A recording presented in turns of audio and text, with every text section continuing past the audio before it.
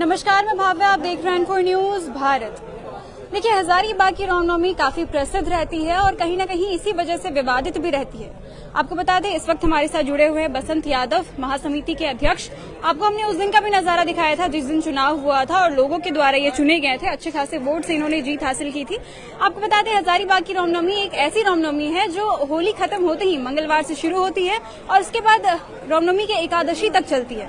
फिलहाल रामनवमी को लेकर के आपके मन में भी कई प्रश्न होंगे और हमारे मन में भी। सबसे पहले यहीं से शुरुआत करते हैं कि इस बार हजारीबाग में शांतिपूर्ण तरीके से रामनवमी हो, इस चीज को लेकर के क्या तैयारियां हैं आपकी तरफ से?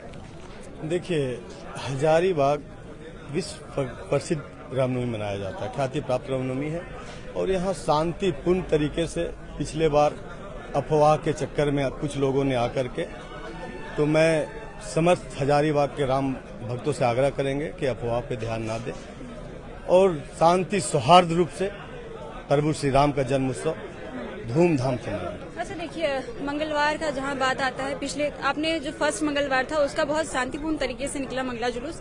जो दूसरा मंगलवार था, आप भी जान रहे होंगे कि पूरी तरीके से हुआ क्या। और चूंकि आप महासमिति के अध्यक्ष हैं, आपकी पैनी नजर उस दिन हर जगह बनी ही हुई होगी। कैसे मामला, कहाँ से क्या बिगड़ा था और इस पर अभी भी आपके समिति की तरफ से क्या कुछ चल रहा है?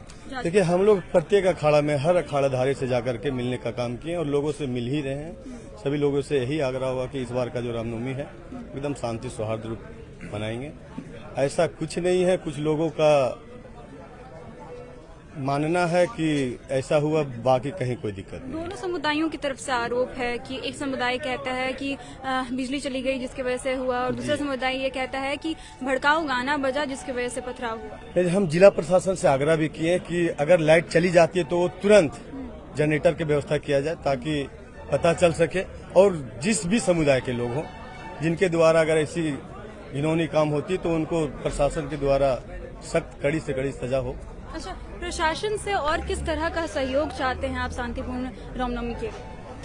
प्रशासन से हम आग्रह किए हैं कि सर हर अखाड़ा के लोगों से मिलने का काम करें और हम लोग भी मिल रहे हैं और एक ऐसी विधि व्यवस्था बनाया जाए जो रूट चार्ट है हमारा रामनवमी का। सबसे पहले होता क्या है कि नवमी, दसवीं, एकादशी रात भर लोगों ने रोड पे खड़े होकर के झूमते रहते हैं और जुलूस को रोक दिया जाता है। तो मैं उनसे आग्रह किए हैं कि समय को देखते हुए और हर जुलूस को पार किया जाए ताकि भीड़ ना बने और उसका आनंद भयमुक्त होकर के यहाँ पे लोग रामनवमी का आनंद लें। अच्छा, दूसरा जो सवाल है कहीं ना कहीं हजारीबाग के राम भक्तों का ही है कि 2020 के बाद जब कोरोना काल हुआ था उसके बाद से डीजे हजारीबाग में प्रतिबंधित है, लेकिन जो राम भक्त हैं वो चाहते हैं डीजे बजे। इस बार क्या कुछ डीजे पर प्रतिक्रिया रहेगी आपसे? देखिए, मैं बार बार यही बात बोल रहा हूँ कि परंपरा से जो चलते आ रही है, हमारे 100-200 वर्ष से जो चलते आ रहे वैसे ही चलेगी। तो इस बार डीजे बजेगा? अब बताए तो जो चलते आ रहा है परंपरिक तरीके से जो चल रहा है, जो चल रहा है उससे पहले तो ढोल ताशे भी चल रहे थे, कई अलग अलग तरीके से लोग झूमते थे। इस बार जो अभी जो नई पीढ़ी आई है वो डीजे होता आ रहा है वो होता रहेगा। चलिए, ठीक है। अभी भी ये सवाल कहीं ना कहीं प्रश्न में ही तब्दील रहा है। और लेकिन दूसरा हमारा सवाल रहेगा कि आप अखाड़ों से कैसे कोऑर्डिनेट कर रहे हैं कि जिस दिन, जैसे कि नवमी, दसवीं, एकादशी के दिन जब अखाड़े आए तो आपस में शांतिपूर्ण तरीके से ही रहे, क्योंकि जो जहाँ पे विवादित जो क्षेत्र है या फिर यूं कहें कि जो थोड़ा सा जो कमजोर क्षेत्र है वो आपको ही पता होगा, तो वहाँ से अखाड़ों का गुजरने का क्या कुछ?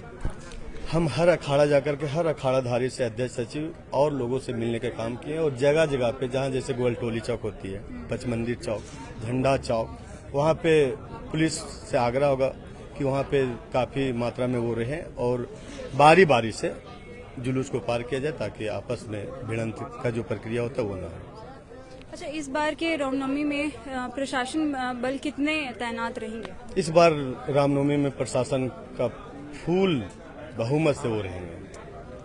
पूरी तैयारी। चलिए, आपको बता दें कि पूरी तैयारी की जा रही है कि जो हजारीबाग की रामनवमी है वो शांतिपूर्ण तरीके से हो और कहीं भी कोई भी विवाद नहीं हो, कहीं भी किसी भी समुदाय को कोई ठेस ना पहुंचे। हालांकि आपके मन में भी कई प्रश्न अभी भी होंगे, लेकिन आपको बता दें कि उस पर प्रशासन लगातार कार्रवाई कर रही है, लोगों को चयन करने का काम कर रही है और इस पर प्रशासन कड़ी कार्रवाई करके लोगों का चयन करके उन्हें सजा जरूर देगी। ऐसी और खबरों के लिए आप जुड़े रहे एन4 न्यूज भारत के साथ। एन4 न्यूज भारत